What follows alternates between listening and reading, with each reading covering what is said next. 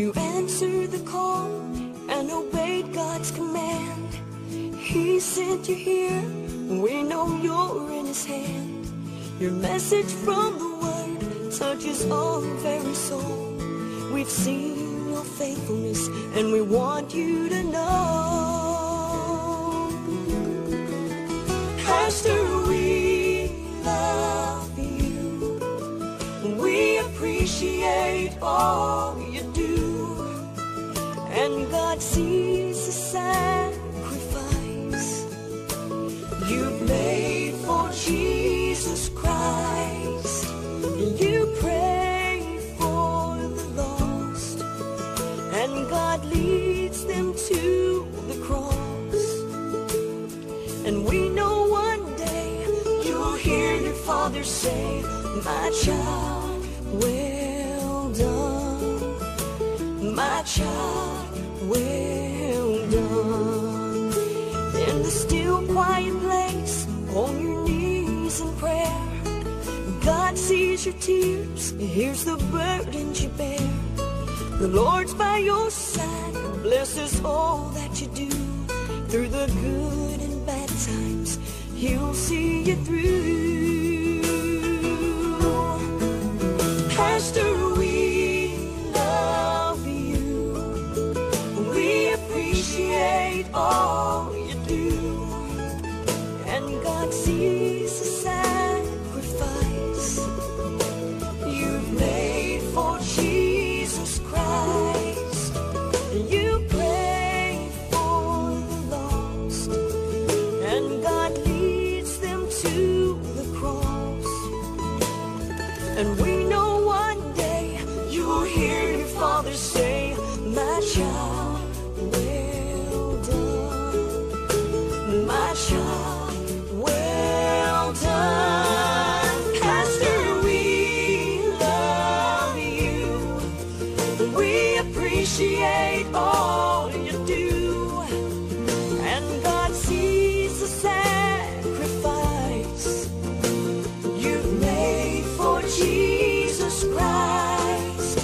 You pray for the lost, and God leads them to the cross.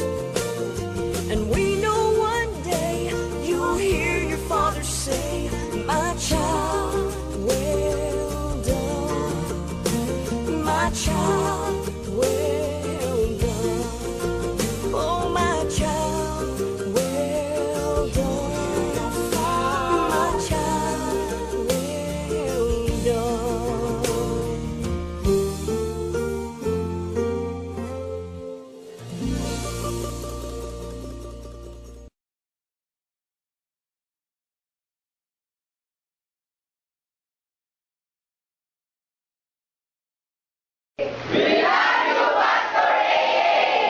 Kailan ka babalik sa amin? Pagpalain ka ng Diyos, maging ang iyong mga kasamahan dyan. Kaya po Diyos, ikaw ang gagamitin ng Diyos dyan upang marami ang maligtas. Pastor A, mabuhay ka!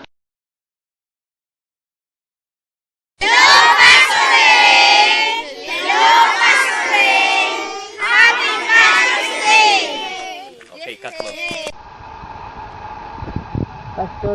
Pastor Ray, kumusta na kayo?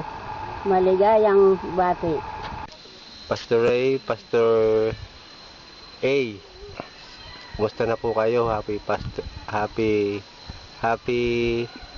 Pastor's Day.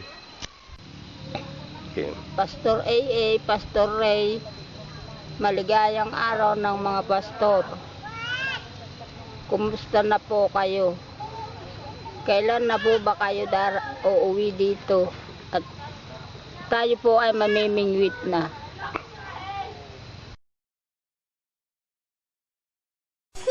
Hello po! Happy Pastor's Day! Kuya Ray! Pastor Ray! We miss you! Hello, Kuya Ray! Happy Pastor's Day! Kumusta ka na? Kumusta na kayo ni Pastor Ray? Miss na namin kayo. Sana makapunta kayo dito sa amin sa Tubigan.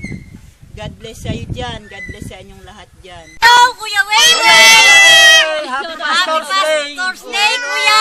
Pastor Ray!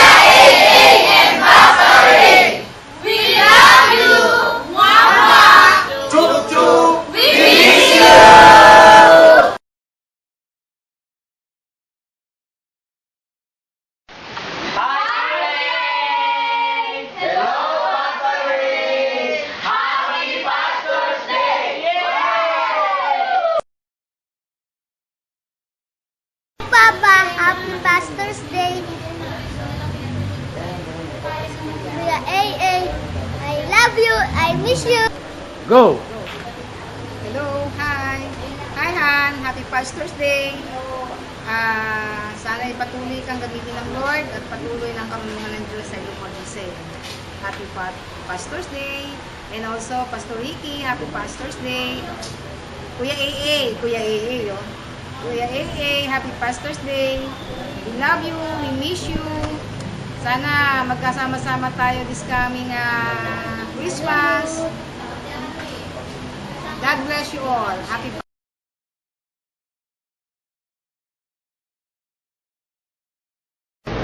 To Pastor AA, Happy Pastor's Day.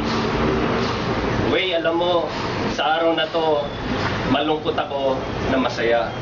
Malungkot kasi naalala ko, nung nagbabasketball tayo sa taas, naglalaro ako noon, hinamon mo ako. Ito nga kaya naalala ko may bola rito. Alam mo ba, natalo kita noon, naalala mo. And then umapila ka, sabi mo, Papa, best of 3. Umabot ng 3-0 ang laro natin. Talo ka talaga. Pero umapila ka pa rin. Sabi mo, best of 5. Pero na 5-0 pa lang kita. At magamat nalulungkot ako. Pero sabi mo, isang-isa na lang. Pag tinalo pa kita, magre-retiro ka na sa paglalaro ng basketball. Pero ang nakakalungkot, 6-0 And then, pinagbigyan kita ng pampito dahil umapila ka pa rin. Kaya ang score natin, 6-1. Pero alam mo, believe ako sa'yo May word of honor ka. Biro mo talagang hindi ka na naglaro ng basketball. Naalala mo, magta-tryout ka sana nung sa Lasal. Nakakalungkot nang dahil lang doon, kinalimutan mo paglalaro ng basketball. Saka isa pa ito, naalala mo nung nag-chess ako doon sa salas natin. At sinabi mo, inamon mo ako. Ang sabi mo, Papa, pag tinalo mo ako sa chess, magre-retiro na ako. Napakabata mo pa noon, 21 ka pa lang yata. Pero pinilit mo ko at tinanggap ko yung hamon mo. At nakakalungkot, sabi mo, best of 5, 5-0 ang kinalabasan. Umapila ka pa rin, ayaw mo talaga sumuko. Sabi mo, best of 10, 10-0 pa rin, And then, kakapila mo, umabot tayo ng 13 games. Yung nga lang, 12-1 ang score. Pero nalulungkot ako. Dahil nga may word of honor ka, tinupad mo, nagretiro ka. Ang bata mong nagretiro sa paglalaro ng chess. Nakakalungkot. Ako ng tatay mo ang naging dahilan ng pagre-retiro mo sa dalawang passion mo, basketball at chess. Pero alam mo, isang bagay lang sa araw na ito naalala ko, masaya rin ako. Bakit? Kinalimutan mo nga yung basketball, kinalimutan mo nga yung chess, pero nagulat ako, pinasok mo ang larangan ng ministry. At dyan sa larangan ng ministry, grabe, hindi kita talaga matalo-talo. Kung binigyan ako ng anointing ni Lord, ang napansin ko, doble yata binigay sa'yo. Antindi talaga, keep it up. Hangang-hanga ako sa'yo, and I'm so proud of you. Happy Pastor's Day. Mahalin mo ang God's Way Fellowship, mahalin mo ang ministry mo, at yan ang pagpapatunay mo na mahal mo si Kristo. Maligayang bati and keep it up. God bless you. At sa iyo naman, Pastor Ray, naalala kita. Alam mo ba, nagulat ako, marunong ka na mag-Facebook. May Facebook ka na ngayon. Gulat ako, pumunta ka lang ng Dubai. May Facebook ka na. At pagkatapos, ang nakita ko ron, gulat kaming lahat. Ang nakalagay ron, looking for a relationship. Wow! Grabe si Papa Ray! Looking for a relationship. At yan ay naging bukang bibig ng lahat. Pero, we gave you the benefit of the doubt. Sabi ko, maganda siguro ang intensyon ni Pastor Ray.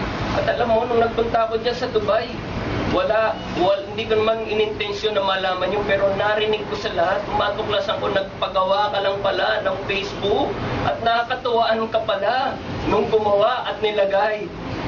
Looking for a relationship. Pero alam mo, masaya lang ako, Pastor Ray. Alam mo, yung Psalm 37:4, my life verse, delight yourself in the Lord and He will give you the desires of your heart. Alam ko, nakita ko yung desire mo. Binigay nga ni Lord yung relationship na hinahanap mo. Aba, natuklasan ko sa Dubai. Lalong naging deeper ang relationship mo sa ating Panginoong Hesus. At yan ako, Papa Ray, tuwan-tuwa ako dahil nagulat ako kung paano kang itinaas ng Panginoon. Minsan, mayroong isang pastor na umaten sa atin sa Paseco at ang sabi niya, nakikita ko yung batang yan. Ikaw ay taga Don Watts lang nun, ikaw ay tagahapat lang ng silya nun, ikaw ay tagatulong-tulong lang. Pero nakita ng mga tao at ng Panginoon yung kababaang loob mo at ang kasipagan mo sa ministry, yung apoy na nasa iyo. At nakita ko kung paano kanyang ipinaas dyan. Keep it up. Mahalin mo ang pinagkatiwala sa iyo ng Panginoon. At alala ko nga, tandaan mo ito, walang pinakamasarap na buhay walang pinakamasarap na bahagi sa buhay ng tao kundi yung buhay na pinaglingkod niya kay Kristo. Tandaan mo rin to, at ang lagi ko sinasabi sa inyo, hindi lugi ang maglingkod sa Panginoon. Pagbutihin niyo rin at nawa maging mabunga pa ang inyong ministeryo, maging mabunga pa ang inyong paglilingkod sa Panginoon. To God's Way Fellowship, God bless you all and more power.